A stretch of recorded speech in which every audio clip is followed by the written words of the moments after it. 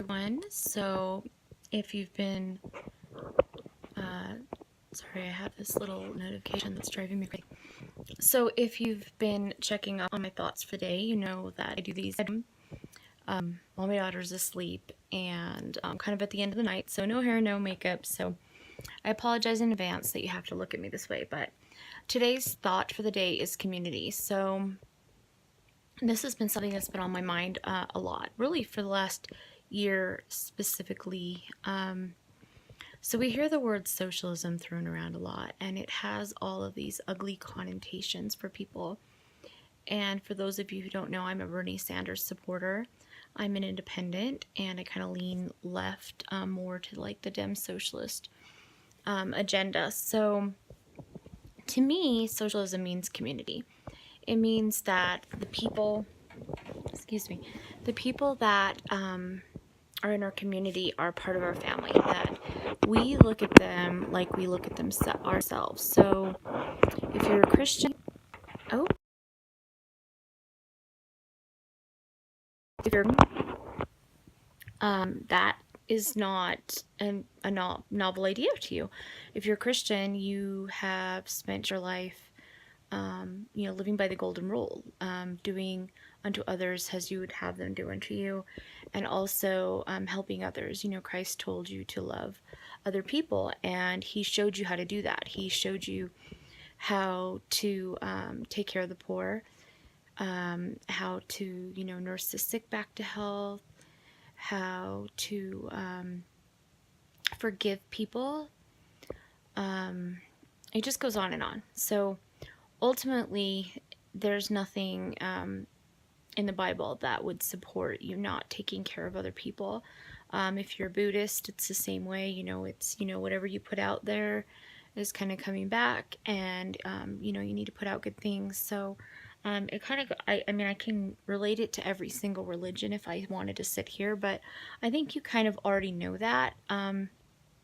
So ultimately, what it comes down to is community for me. So if you are looking at socialism to try to find out if it's good or bad, I wonder that really it's just a community taking care of each other. It's looking at your fellow man and seeing that his happiness is your happiness, and that he is your responsibility. That there are people in this community or in this world that will always be at a disadvantage. There are people who are poor, there are people who are disabled, there are people who are in minorities, there's women who do not have rights around the world. Even in the US we don't quite have the rights we should. So there's it's looking at those people and seeing the blessings that you have in your life and wanting to share those blessings with others, and knowing that real joy comes from doing that. So the word, like I said, today is community, and I want to talk to you a little bit about what I think that means. So to me, it means that when I step outside, if I see my neighbor struggling to, say, shovel snow, I get out there and I help my neighbor. If I'm able to, I help them. If I see a guy on the street who, needs a meal, then if I have the money, then I provide him a meal. If I see somebody down the street who's walking in the snow, and I'm headed their way, if, obviously there's safety concerns, but for the most part, I try to give them a ride to where they need to go. If I see a young mother who's struggling to care for her child, who's exhausted and overwhelmed and frustrated and just needs a nap, then I go over and I help her, and I give her, a little bit of rest, and I help her, do some dishes, or bring her some groceries. If I have a friend who's ill who calls me and says, hey, I need medicine and I need this, then I run to the store and I go pick it up. If I see that the school where my daughter's at, is short a librarian, then I go and I volunteer at the library to help out. If, my kid's school is doing, either a fundraiser or they're doing a field trip and they need an extra body to help out, then I help out. It goes on and on. Those are the smaller things, and let's talk about the larger things. So You know, making sure that people have food, making sure that they have medicine, making sure that they can see a doctor, making sure that they can educate their kids and get their kids to college, making sure that they can get to work and that they have adequate housing and that the heat and the lights are on in their house, making sure that they have food to feed their children, that their children aren't going to bed with empty stomachs, that making sure if they have a mental health issue that there are counselors and things that they have access to, and that if they need medication to keep well, whether that's physical or mentally, that they can get that. When you do these things for a society, the society as a whole benefits. So when, you know, people have medical care, the spread of disease lessens, and more medical research and money can go towards medical research and solving things like cancer. When you have a larger scope of people that you can get data from.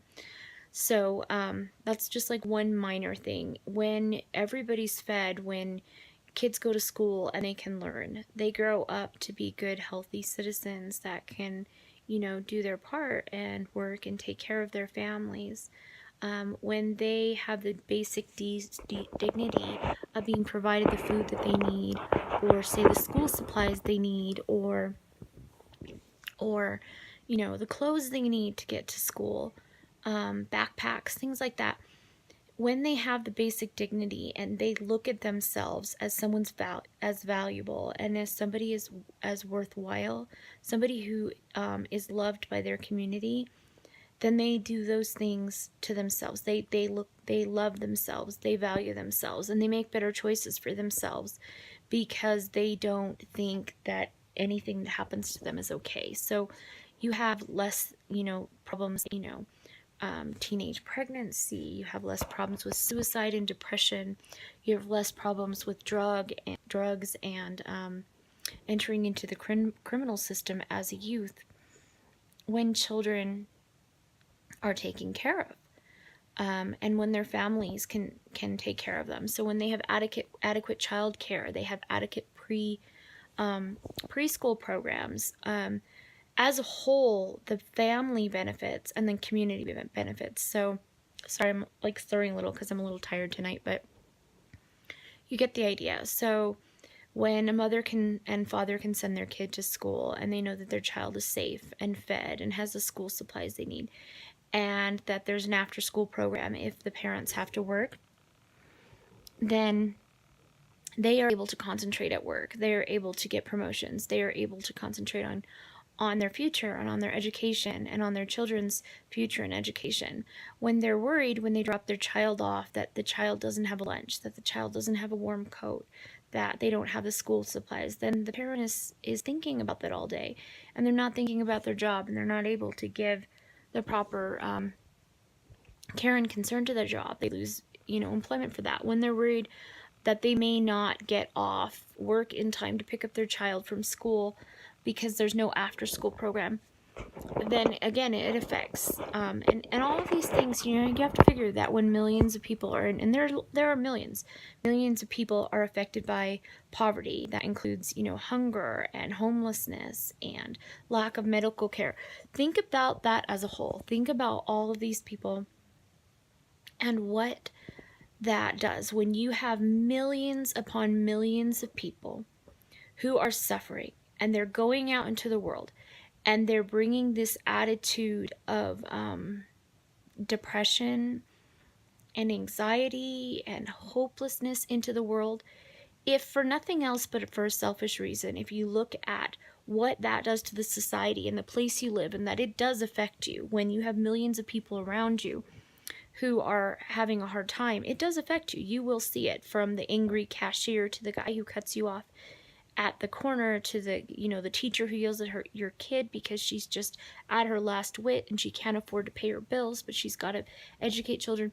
These things affect you. So I want you to think about community, and I'd appreciate some comments on what you think we can do. I'll probably talk about this again just because it's such a big issue, but I hope you guys are doing well. I hope that the people around you take care of you and love you. I hope that the community you're surrounded in embraces you, and you don't feel alone, and that that all the things that you stand in need of, you're able to find through your community. And hope you have a nice night, and I will talk to you again soon. Thanks, guys. Bye.